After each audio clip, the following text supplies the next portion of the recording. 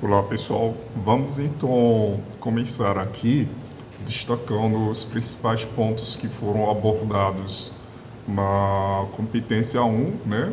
A competência 1 trata de propriedades e regras básicas de cálculo no estudo da matemática financeira, né? O que seria isso?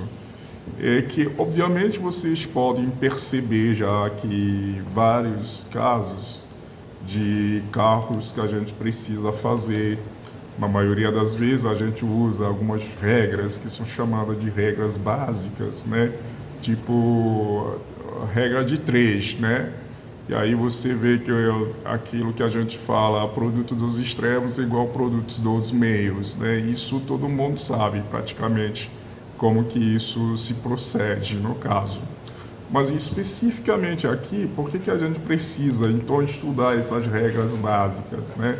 Porque geralmente nós temos que trabalhar com taxa de juros, né? Calcular a taxa de juros, a taxa de inflação, a inflação acumulada ao longo de um determinado período, que foi aquilo que nós tratamos aqui. São cálculos simples que você precisa entender a metodologia e saber quais são os princípios, né? De que tem que utilizar como método todas as vezes que for procurar saber da taxa de juro, por exemplo, da taxa de inflação, no caso, a inflação acumulada. Então, quando é que a gente usa essas práticas, né? É nesse momento especificamente em que se faz necessidade de determinar essas digamos, essas práticas, né, no caso de juros, né, que a gente precisa saber. Quando você vai tomar um crédito no banco, na maioria das vezes, o que acontece? A gente observa que as pessoas não se importam tanto com a taxa de juros que está sendo cobrado. Mas aí o mais importante é você se importar com a taxa de juros e não o valor da parcela. Porque na maioria das vezes as pessoas pensam assim, tudo bem, existe a possibilidade de parcelar mais para que o valor da prestação se tornasse menor. Não é isso que a gente tem que levar em consideração, no caso. Então, é a taxa de juro que determina, então, o custo do capital, nesse caso. E aí, então, é importante que a gente saiba como que se calcula isso, ok? E no caso, então, que a gente precisa pensar no reajuste de preços. Na maioria das vezes, você vai aos supermercados, você costuma comprar um determinado produto que entra sempre na sua cesta básica. E, por acaso, você chega, principalmente nessa época de pandemia, você chega no supermercado e observa que o preço disparou, nesse caso, né?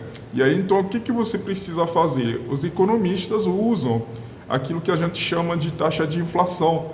É preciso saber de quanto aumentou, de quanto variou o preço desse produto num determinado período do ano. Pode ser mensalmente, pode ser semestralmente, mas sempre comparando com um período anterior, né, nesse caso. E aí, então, você precisa saber qual é o período base, se for, digamos, nós estamos nesse momento em maio, certo? Então, os preços, como eles variaram no mercado, mas aí eu preciso comparar isso com o mês de maio do ano 2019, né? E nesse caso, então, eu tenho o preço referência, que seria o preço desse produto em 2019, em maio de 2019, eu quero ver de quanto que isso variou este ano em maio de 2020. Então, eu faço a diferença desses dois preços e divido pelo preço referencial, porque a minha comparação é com base no ano 2019, tá certo? Então, todas as vezes que você precisa calcular uma variação de preço, uma taxa de variação de um determinado preço, é bom que você tenha o valor referencial, o preço inicial, que seria então o preço do ano 2019 e o preço final, que é desse ano de 2020, tá bom? Então,